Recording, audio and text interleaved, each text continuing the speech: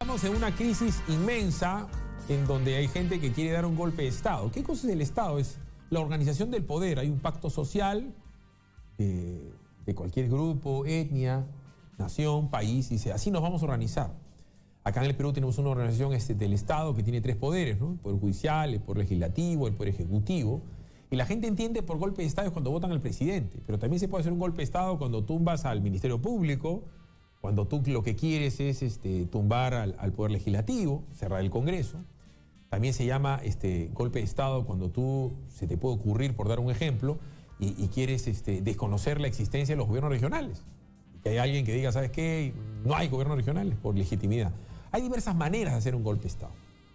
Y lo que estamos viviendo nosotros es un golpe de Estado lento, pero lo estamos viviendo. Aprovechando que está el doctor Wilmer Medina, que es un abogado especialista en proceso penal, en proceso constitucional, que es la manera como uno lleva un juicio, para preguntarle una cantidad de cosas medio raras que están pasando, que es el caso del sodalicio, que es el caso de la terramosa, que es el caso de los chilenos que los han metido en cana por tráfico de niños, para que nos explique cuál es la diferencia en lo que hace el fiscal, que es el que acusa, y el juez el que condena o canea. Antes de eso, doctor Medina, buenos días. Le quisiera hacer básicamente dos preguntas con respecto a la situación de Pedro Gonzalo Chávarri, que es fiscal de la Nación. Hace días, 3, 4 días, nos dijeron que los fiscales no lo habían apoyado, que le había buscado respaldo y que no lo habían apoyado. Y el día de hoy nos dicen, y acá yo le voy a pasar, creo que usted ya lo ha leído, el pronunciamiento de la Junta de Fiscales Superiores, en donde en diversos medios de comunicación dicen que le han pedido la renuncia a Chávarri. ¿Qué cosa dice eso? ¿Los fiscales le pueden pedir la renuncia a Chávarri? Buenos días, doctor Medina. Buenos días. A ver, me parece, para variar, que creo que tenemos un problema, mil disculpas, con el sonido. Y lo quiero seguir explicando mientras que le restemos la comunicación con el doctor. ¿Cuál es el tema? La Fiscalía de la Nación, en esta circunstancia, tiene que acusar, como en todas, porque es el titular de la acción penal. La Fiscalía de la Nación es quien tiene que acusar a Toledo, a Alan García, a PPK, a Yantumala, a Nadine, a Keiko, a Kenji, a PPK, a Vizcarra, a Medina, a Batters, porque esa es la chamba de la Fiscalía de la Nación. Y el fiscal de la Nación es el número 1, pero no es el que literalmente acusa. Él articula para que todos tengan las facilidades para acusar. No sé si ya tenemos el tema. Hola. Ahora sí, doctor. A ver, sí, buenos días, decía. He revisado estos documentos. Parte de esta carga mediática y linchamiento al fiscal Chávarri por parte de un sector de la prensa y un sector ideológico de la política, ciertamente, ¿cómo se está, para mí, tergiversando? Tú consideras, te he venido escuchando, que esto es una mentira. Y no dejas de tener razón por dos cosas.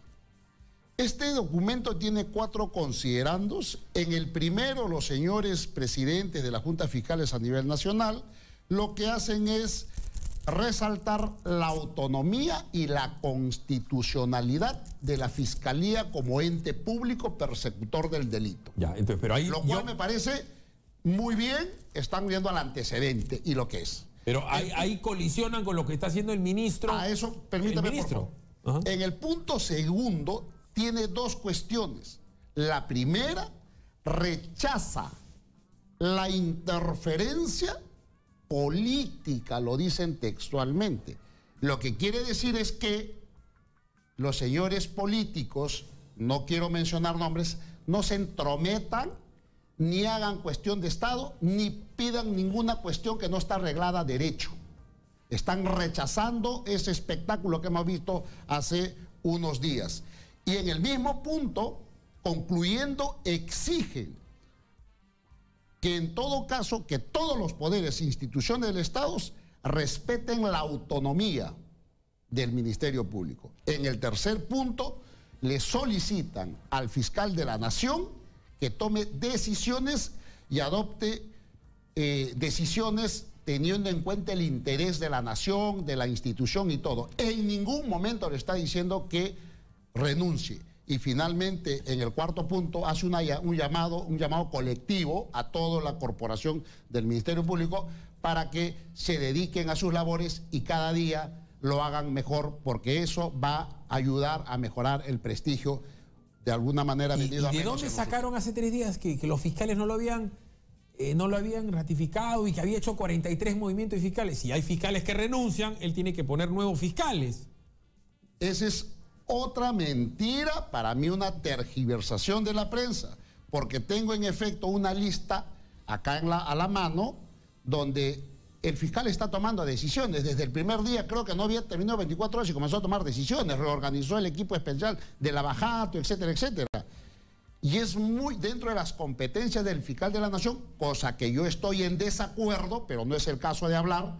Mucho poder tiene el fiscal de la Nación, porque nombra hasta el fiscal del pueblo de Ilave o del anexo tal, lo cual debería ser prohibido, debería equipararse sus funciones de acuerdo al presidente de la Corte Suprema, y los presidentes de junta de fiscales. Pero él tiene ese poder y lo ha ejercido. Hoy lo tiene y lo está ejerciendo como lo han ejercido todos los fiscales anteriores. No está haciendo nada al margen de la ley. ¿Y qué cosa ha dispuesto? En una sola resolución estableció y aceptó renuncia. Más o menos de los 40, más o menos de 15 fiscales, nombró otros 15, todos de menor jerarquía, pero la noticia como lo presentan los medios, que concluyendo de que se reunió el día martes, me parece que convocó y se reunió, pero convocó, el fiscal ha dicho, yo he convocado para que me vengan a hacer sus requerimientos, porque son unidades ejecutoras de la Junta de Fiscales y por lo tanto vamos a armar el presupuesto. Para eso los reunió, no los reunió para que le hagan un respaldarazo. Pero sin embargo un cierto medio dijo, a pesar que no había ningún pronunciamiento, porque recién ha salido el día de hoy, dijo, bueno señores, han venido y no le han dado el espaldarazo, y además como venganza a eso, ha comenzado a nombrar, a sacar fiscales y a poner fiscales de su conveniencia para luego obtener un respaldo. Falso. Lo que hizo fue aceptar renuncia de 15 fiscales aproximadamente y nombrar fiscales en distintas provincias del país, pero provisionales, adjuntos, que no tienen ningún poder de decisión, no participan en las juntas fiscales, además no son ni titulares, son como en el poder, provisionales en el Poder Judicial. Pero el día de ayer yo veía pues La República, El Comercio, Diario 1, Perú 21, informando como si él hubiera pues metido un manazo y votado gente. Como que si estuviera recomponiendo la Junta de Fiscales Superiores para que luego lo respalden. Falso.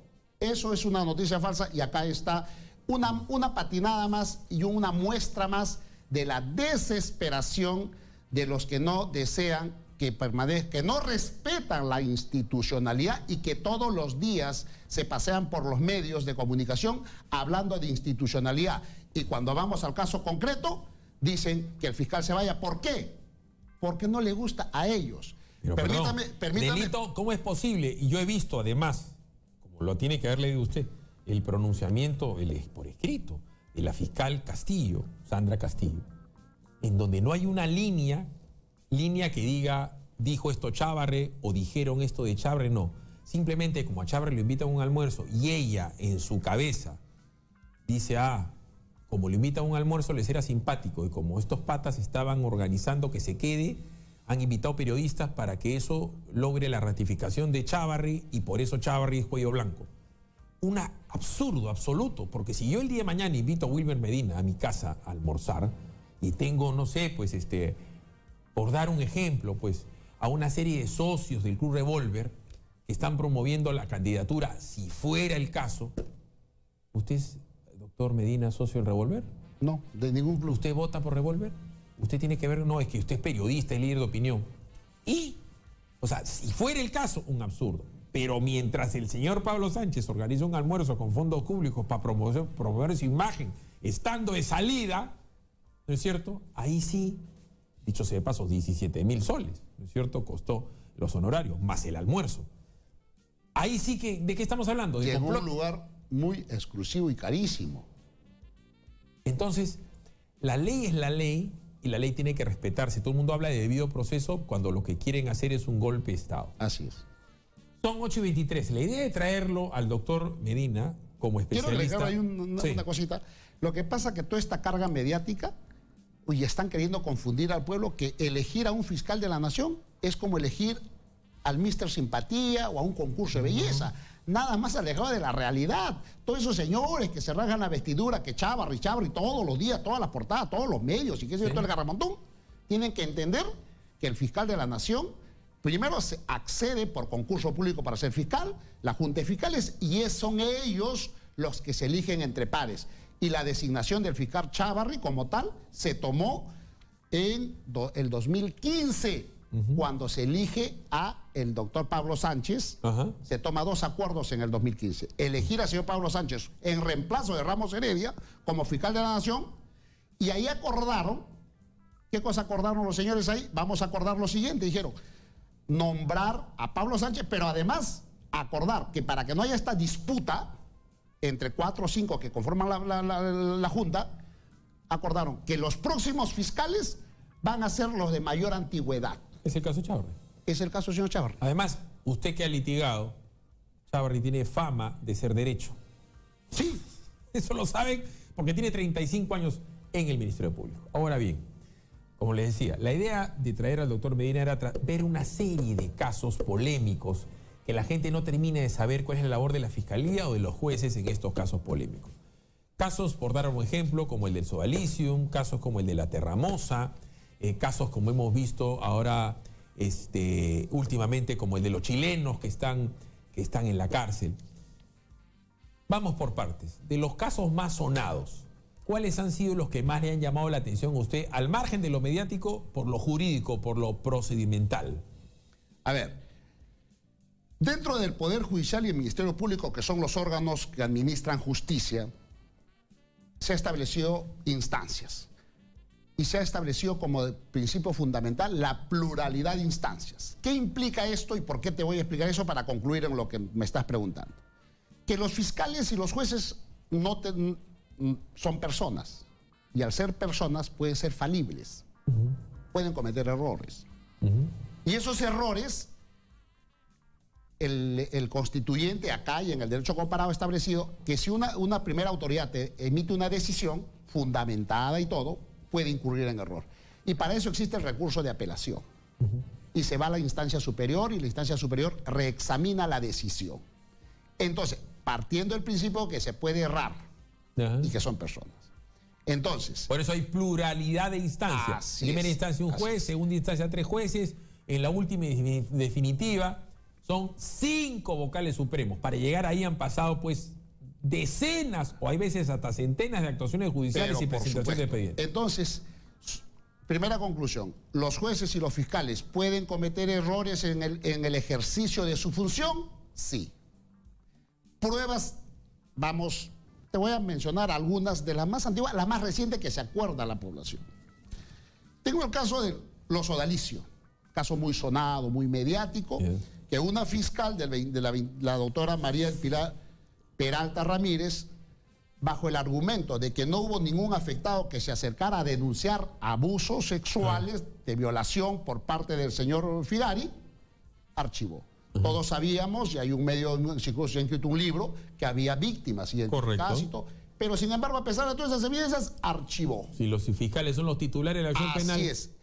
Sí, eso ocurrió en marzo del 2017. Frente a eso, interpusieron una queja, la instancia superior, en este caso el doctor Fran Almanza, determinó que había un error por parte de esta fiscal y anuló y le dijo, formule usted la denuncia. Incluso por ese error a la señora Peralta, en agosto del mismo año, lo suspendieron por 30 días en su ejercicio de sus funciones por haber cometido un grave error. Primer caso, mediático. Segundo, el caso que has mencionado de la Terramosa, que en un medio de transporte que venía de Arequipa hacia Lima, se despierta en Nazca y considera que había sido ultrajada por el piloto y el copiloto. Llegando a Lima, se apersona a la fiscalía, a la policía, la fiscalía interpone la denuncia. La denuncia la recibe la doctora Karina Toledo de Lima. Y cuando está redactando la denuncia, para que veas este graso error, comienza a relatar los hechos y le pregunta dónde se dio cuenta y ella dice en Nazca. Frente a lo cual consideró que ella no es competente, sino que en todo caso el competente es el juez de Nazca. Y para y deja libre al piloto y al copiloto, que son unos malvados, violadores y todo el peso de la ley. Eso fue un... O sea, por un tema, lo que la gente tiene que hacer es, jurisdicción es la capacidad de dictaminar, la posibilidad de dictaminar con respecto a la justicia de determinado caso. La competencia es el ámbito geográfico en donde yo soy competente o para qué soy competente. Ciertamente. Sobre ese extremo también existe legislación expresa e inequívoca. El artículo 22 del Código Procesal Penal, que es la Biblia, lo que tiene que tener un fiscal a la mano, establece, dice, delitos cometidos en medio de transporte.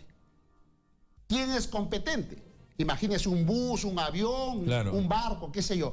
¿Quién es competente? El juez del lugar, del primer lugar a donde arriba el medio de transporte. Ajá. En este caso arribó a Lima, quien es competente, el juez de Lima. ¿Pero qué hizo la fiscal Toledo Wong? No soy competente. Fíjate ese craso error que hay que rechazar. Claro, entonces, cuando sale esto en la noticia, dice lo que dicen, ¿no? Fiscal libera a violador. Miren, ese es el titular, porque hay que decirlo, que nadie se moleste, y si se molestan, que se soben. El 99.9% de periodistas no saben nada de derecho penal. Entonces, cuando pones un titular, dice, fiscal libera a violador. O fiscal deja suelto. Los fiscales ni liberan ni dejan sueltos. O sea, el fiscal lo que hace es acusar.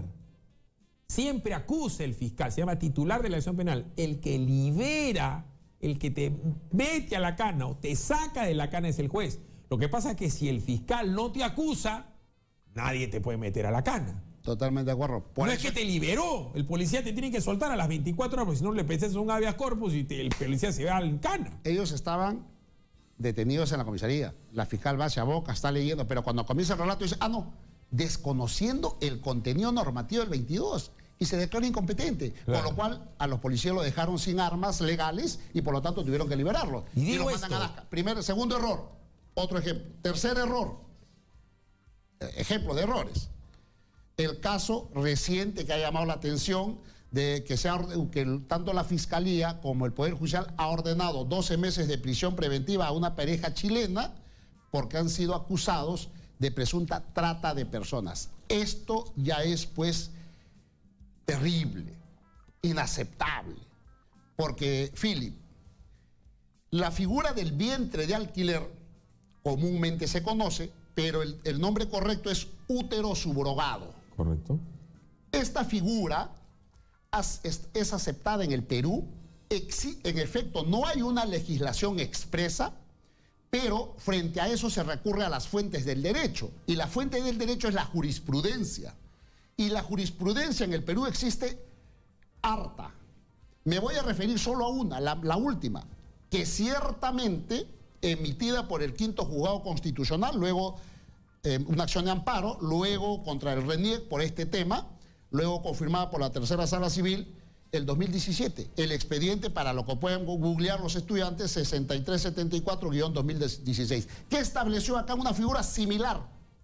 ¿Por qué? Porque el RENIEC decía, no, nosotros no podemos registrar a los padres, en este caso a los chilenos.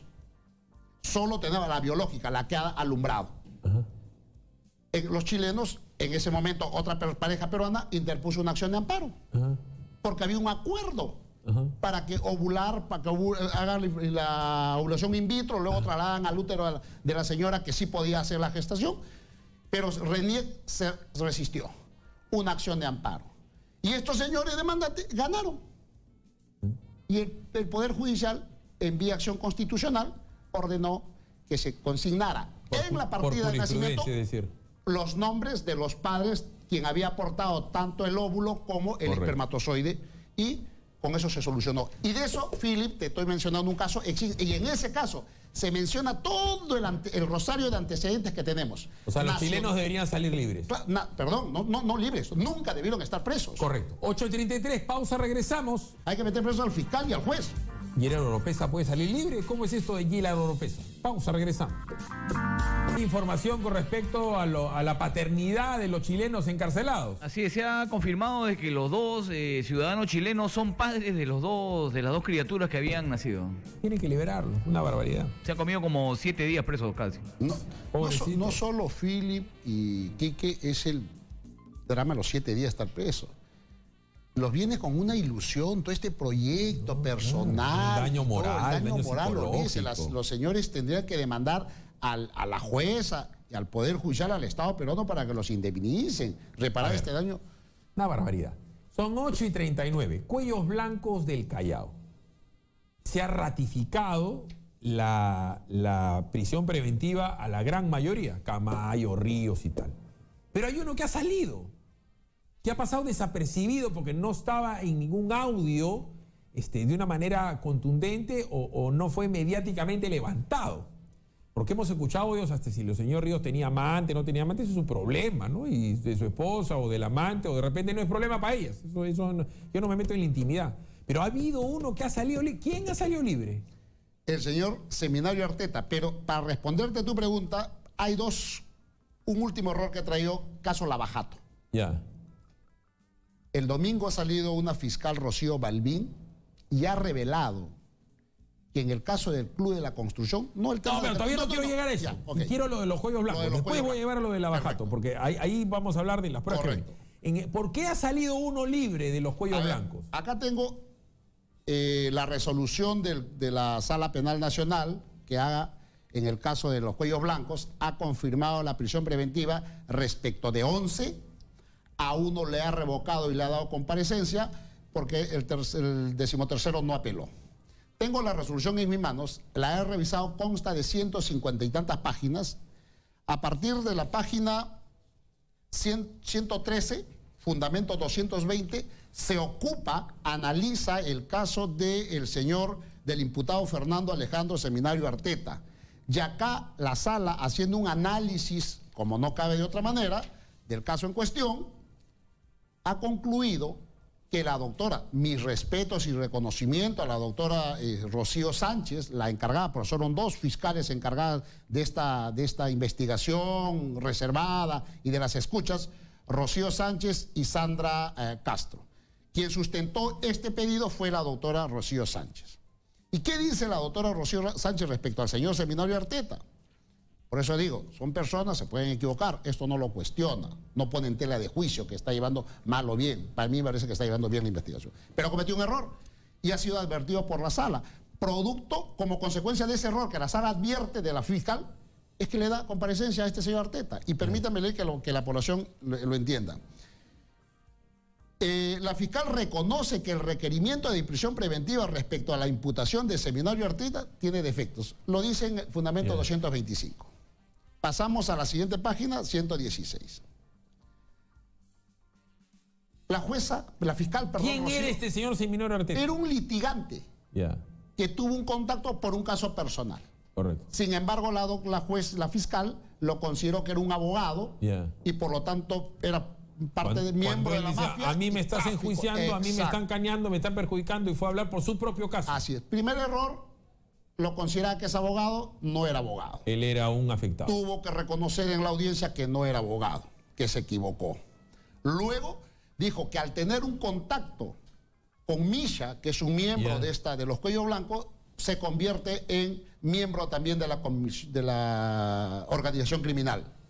El colegiado razona en el fundamento 226. Colegiados son 3, por si acaso. El colegiado son 3, ciertamente, los miembros de la sala, y dice que el solo contacto del señor Seminario Arteta con un miembro o 2 de esta mafia, supuesta mafia, no lo convierte per se en miembro de ella. Ya, pero eso desbarataría toda la teoría de que Chávarri es parte de los Cuellos Blancos porque fue un almuerzo. Yo quería llamar la atención primero del error. Ya, ok. Ahora, la fiscal Rocío Sánchez comete un error, ha sido subsanado y no pasa nada, no hay que hacer cuestión de Estado de eso. Bueno, salvo para Seminario, ¿no?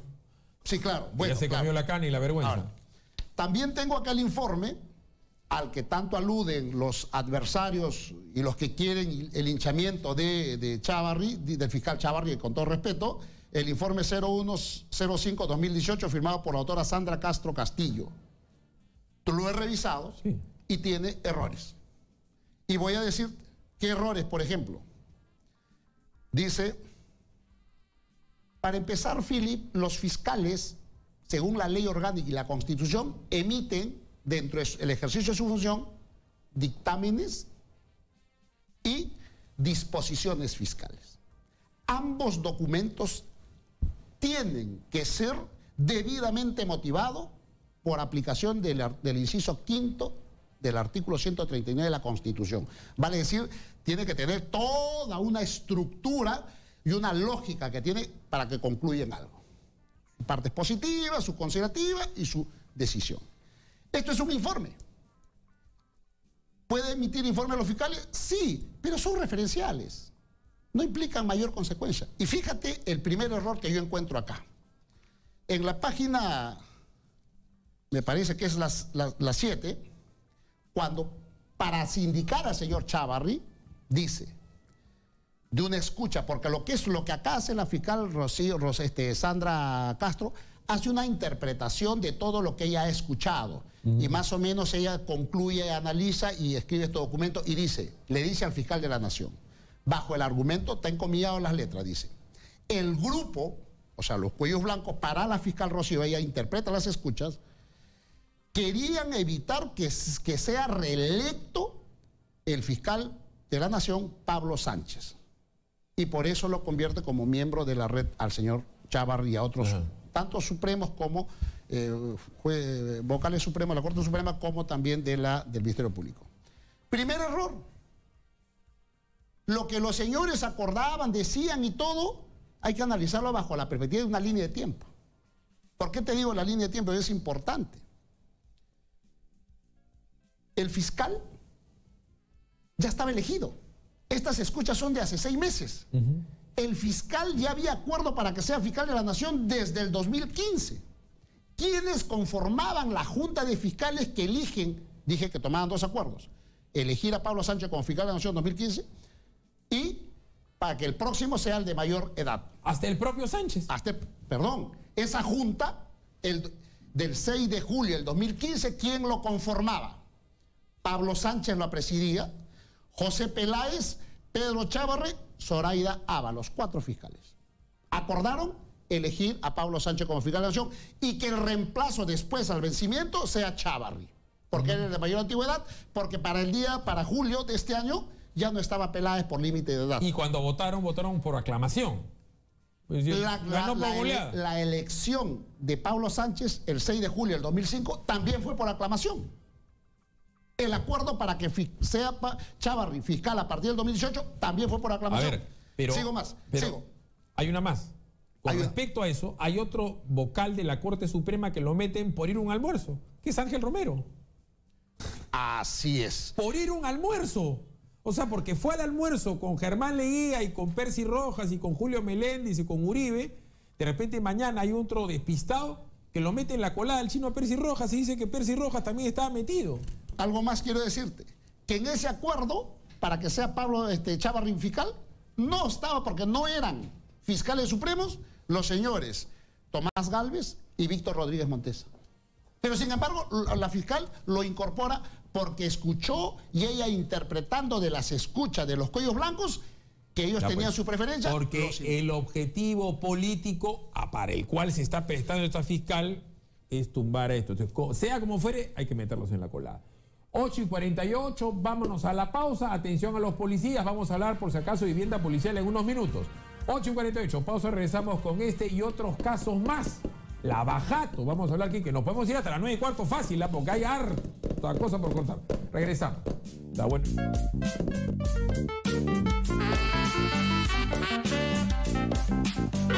Ya regresamos con Philip Butters en Exitosa.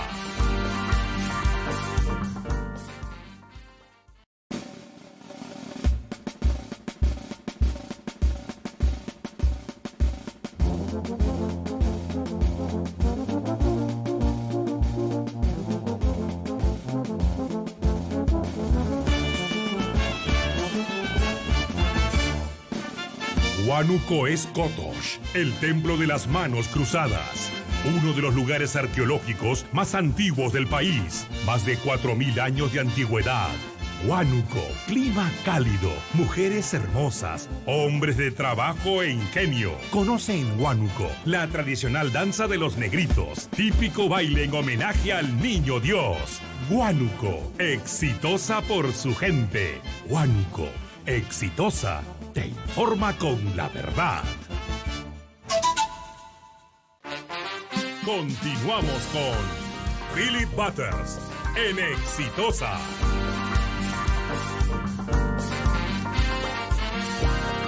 A ver, Ollantaytamala ha salido a declarar en las últimas horas, ya ayer se quedó callado, que hay infamias y mentiras del señor delincuente, así lo ha llamado, y ciertamente lo es, Odebrecht, ¿no? Pero hay una serie de mails que lo vinculan con transferencias internacionales del año 2011, 2012. Mails que tienen como testigos, como consecuencia de los mails, de gente como Palocci del Partido de los Trabajadores, subgerentes, el que era gerente interamericano de Odebrecht, un tal Bautista, otro más, un señor Barata, y otro más, y además están los abonos a la cuenta de una empresa peruana. Entonces, esto de acá es parte, solamente una parte de lo que va a firmar el doctor Bela Barba en Brasil con respecto ya a información de Odebrecht, faltando André Gutiérrez, Camargo Correa, con respecto a transferencias que se han dado coimas organizadas. Esto es algo más que un chisme, esto es algo muy grave, muy grave. Sí, claro. Philip, para responderte esto yo quiero concluir con el informe de la fiscal Sandra. ¿Qué es lo que ha causado todo el revuelo contra el fiscal Chávarri? Yeah. Y con los supremos del Poder Judicial. Este informe, que no tiene una estructura, no tiene la obligatoriedad que tiene un dictamen, una disposición, ha generado todo este revuelo. Yeah. Ha generado que el fiscal de la Nación, el fiscal Pablo Sánchez, actuando como fiscal penal supremo, ha tomado esto y sobre la base de esto, que es de referencia porque es en condicional, involucraría, dice, en condicional, ha pedido que el señor Chávarri se aparte del caso, lo cual es gravísimo. Y eso ha dado lugar a todo este cargamontón y este linchamiento mediático. Además ha dado lugar a otra cosa. En el Poder Judicial, este mismo informe, un simple informe, ha dado lugar a que la sala plena de la Corte Suprema, presidida por el respetable doctor Prado Saldarriaga, ¿qué ha dicho? Ha tomado un acuerdo para que el Congreso le dé facultades para tomar medidas respecto a 3 jueces supremos que han sido referenciados en el informe de la señora Castro para suspenderlo por 90 días. Lo cual es una barbaridad. Para empezar, de acuerdo al artículo 146 de la Constitución, los magistrados de la Corte Suprema y del Ministerio Público, sobre todo los supremos, tienen garantizada su independencia, inamovilidad y su permanencia. Nadie puede sacarlos. Solo mediante un proceso disciplinario ante el Consejo Nacional de la Magistratura, pero que está clausurado por un gobierno o por cometen delito por acusación constitucional. A ver, no ha habido nada de los dos. Pero, a ver, pues ahora que hablan del delito de amistad, ¿no? Perdón, ¿acaso el señor Pablo Sánchez no es compadre del presidente de la Corte Suprema? Compadre, hay un niño, que es el hijo de Pablo Sánchez, que tiene un padrino, que es el presidente de la Corte Suprema. Ahí están los documentos del arzobispado del Callao, pues, padrino. PPK no se acaba de reunir con Meche Arauz y con Vizcarra y dicen que son muy amigos. Sí, claro. Entonces, el día de mañana Alan García se reúne con un amigo de él, que es fiscal de la Nación, y el APRA tomó... no, van a decir que está tramando algo prohibido, porque para ellos son ¿Qué así. pasa si a la casa de Fujimori, lo va a visitar un fiscal? Están cometiendo delito. Eso es lo que piensa, pues... Porque si el delito es la foto, yo he visto fotos de Gino Costa, Meche Arauz, ¿no es cierto? PPK y Toledo, abrazados, matándose de risa. Pero también he visto fotos de Meche Arauz abrazada y matándose de risa con Alan García y con Del Castillo. Entonces, en su espacio-tiempo histórico, ella ha sido toledista, pepecaucista y aprista. ¿Cierto? Totalmente de acuerdo. Porque cuando lo ve a Alan García dice, señor presidente, y le hace la reverencia a Alan García, ¿no es cierto? Cuando se lo cruza no le dice, oye Alan, oye gordo, no. Lo he visto en el cumpleaños del presidente García, la señora Arauz. ¿No es cierto? Bueno, lo que te quería decir es, este pedido de facultades es inconstitucional. Yo no sé por qué el doctor Prado Saldarriaga está pidiendo facultades, porque para empezar se tiene que modificar la Constitución. Y además, para aplicarlo, se aplica para adelante, no para atrás. Por irretroactividad y por jerarquía. Él no puede sacar. No puede sacar, no porque puede hacer está nada. diciendo buen romance si el día de mañana, como lo he repetido varias veces, porque la gente no las conoce, a la señora Ana María Aranda le dicen cualquier barbaridad, a la señora Elvia Barros le dicen cualquier barbaridad, y podría inferir a alguien que, pues está sindicada. Porque encuentran un audio, por dar un ejemplo, del esposo de la señora Elvia Barrios, que trabaja creo que en el Jurado Nacional de Elecciones, un audio preguntándole por cualquier cosa a Ángel Romero, que es una institución, pues todo el mundo del Poder Judicial sabe que Ángel Romero es un gurú en constitucional, como es un gurú y Nostroza Pariachi en penal, como lo es San Martín, como lo es Duberlí. Todos los magistrados que me han mencionado son personas muy competentes. Todos son unos capos. Entonces, el señor le pregunta, el doctor Chávarri. Hay una foto. El doctor Sánchez también es. Perdón, hay una foto del esposo de la señora Elvia Barrios en un cóctel con estos señores, cuello blanco, y la votan a ella también porque dicen que el esposo se juntó. O sea, lo que están haciendo es una algarada. Así es. Es el cargamontón. Entonces, yo quiero que me den algo para organizar mi cargamontón. Ollantumala, regresando al cargamontón, ha dicho que a él le están haciendo un cargamontón mediático. A mí me da risa. Y risa digo, lo digo con respeto, cuando hablan de la comisión de mi tío Alan Wagner, cuando dicen me están haciendo un cargamontón en contra de Chávarri, o que dé un paso al costado Chávarri. Yo estoy sorprendido con tu tío Alan Wagner. Lo admiraba. Y yo lo sigo admirando y lo sigo queriendo como el primer día. Yo me acuerdo, porque yo tengo memoria, cuando de niño decía es decente, no es ladrón, no, es aprista. Me han dicho que es aprista. Le han dicho que ha robado con los Mirage de Alan García. Y a mí me consta que Alan García lo nombró sin conocerlo. Me consta que la primera vez que lo vio le llamó la atención que era más alto que él. Me consta que hasta el día de hoy no se tutean. No se tutean. Usted, embajador, señor presidente, hasta el día de hoy. Y me consta que no es aprista. Y me consta que no es ladrón. Pero él ha sido imputado, sindicado, siendo él ministro de Defensa de Alan García. Le dijeron que se había comprado una casa trucha. Alan García ni siquiera miró esa portada de periódico. Ni la miró, ni le preguntó. Que sabe que es un tipo recontradecente. Y no solamente eso, te quiero contar una anécdota, cómo lo consideraba el presidente García. En algún momento, cuando llevaba su defensa, conversábamos y tenía que negociar un tema con la banca gringa, me parece, algún tema de alguna financiación, de un crédito al Perú. Y eran todos grandotes, todos los gringos venían, entonces y creo que tenía que ver con unos, y los funcionarios de acá eran medio pequeñitos, todo. Y el presidente García lo que hizo fue llamarlo a Alan Wagner para ponerlo allí y también sustenta. Y finalmente sustentaron y el Perú, me recuerdo, creo que la cifra, algo de 120 millones o 300 millones, se ahorró Perú con una negociación encabezada por el doctor Alan Wagner, que ciertamente en la actuación de estas comisiones que ha integrado, de verdad, yo particularmente estoy muy decepcionado. Porque eso no descalifica todas las competencias y todo lo que ha tenido y los méritos que ha aportado al país. Además, en 10 días, en 12 días, una junta de supuestos notables. Y digo notables porque una cosa es ser notable en el derecho internacional, como ciertamente Alan Wagner lo es, pero Alan Wagner en su vida ha llevado un solo caso en el Poder Judicial. Es más, no debe ni saber por dónde se entra. Miren lo que estoy diciendo, porque el mundo de derecho procesal penal, el derecho procesal constitucional, el derecho procesal civil, que es para lo que la gente reclama velocidad, celeridad y justicia, el mundo del derecho procesal del trabajo, ámbito de los abogados que litigan.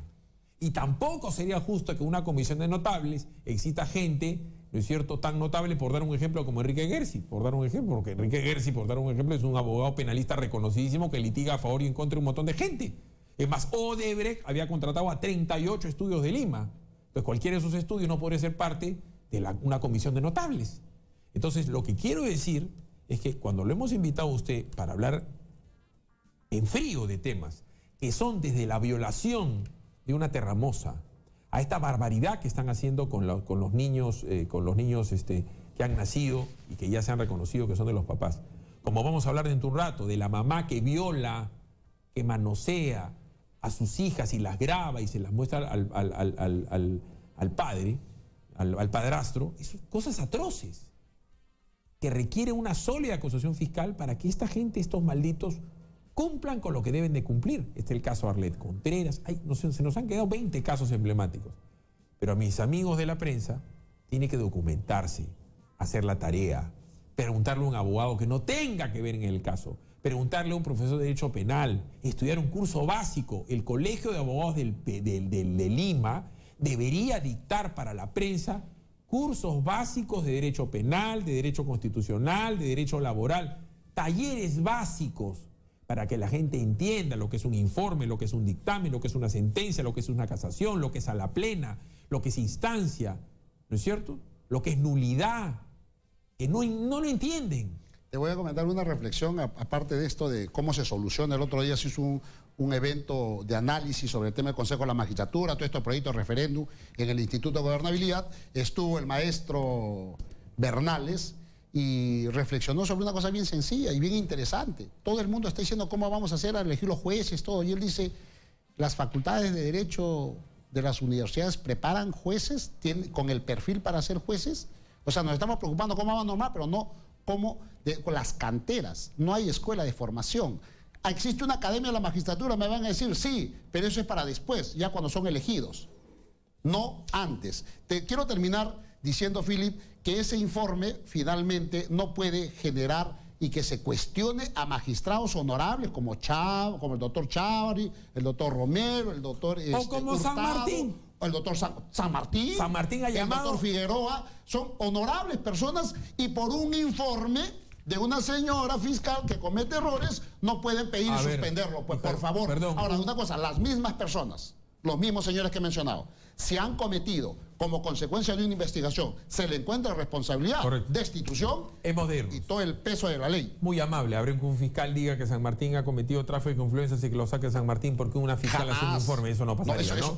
No ha cometido, para mí no ha cometido tráfico de influencias, doctor San Martín. Para otra gente así, pero imagínense, si lo dice un fiscal, ¿lo van a votar? No, pues.